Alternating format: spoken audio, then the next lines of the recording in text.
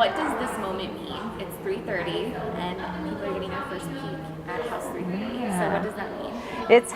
It's 3:30 day in Akron, and I think this moment, it's just so exciting to be able to invite our community in to see the work that's been happening over the last 6 months, I think, in here. It's just really exciting to let people in and see what we're going to provide for our community.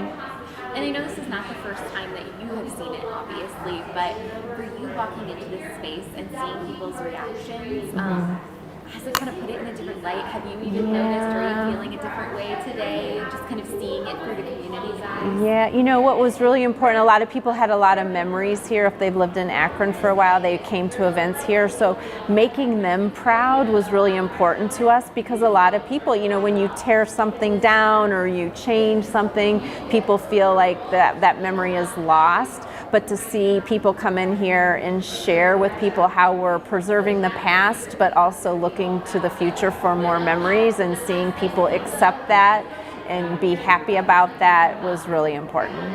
Yeah, and I mean, you guys have a track record in the community already, so people are pretty familiar with your work.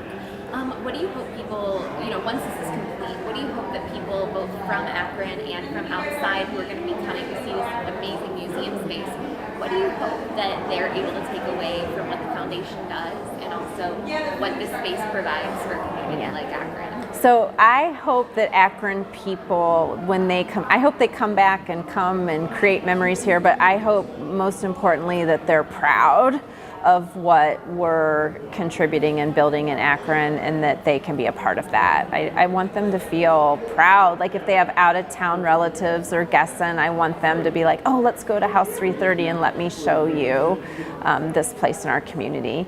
And then I hope people that come through here really understand we wear We Are Family on our shirts almost every day, but I hope people that come in here see that and are inspired by that, and know that they can change their community from the ground up too.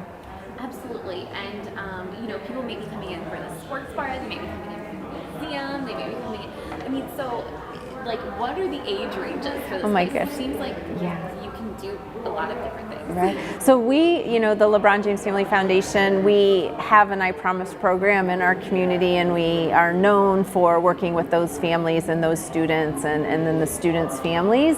But here we want to have something for everybody, whether you're young or, you know, older in life. We want to have something that serves everyone.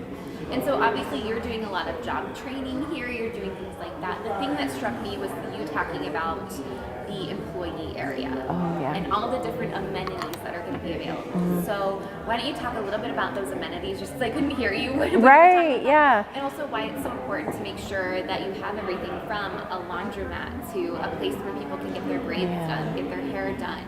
You know, I heard you say there's a beautician, and they're just like, it's a lot more comprehensive than a lot of other places, back rooms, I guess, to say. Right. So when we started this work in Akron and understanding LeBron's vision of the work that he wanted us to do, you know, you need committed employees that want to be a part of that, and building that culture has just been so positive for the LeBron James Family Foundation, and building a culture that you want to live beyond yourself, building a culture that you get up in the morning and say, I want to go to work, I get to go to work.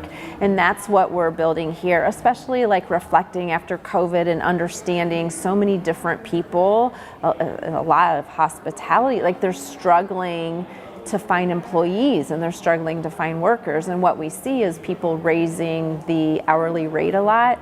And we believe strongly it's about the culture that you create, and that you come to a loving place that meets you where you are. So here, our employee area is called The Block, and it'll be a place where employees take a break from work, but also if they arrive early or stay late, there'll be amenities here.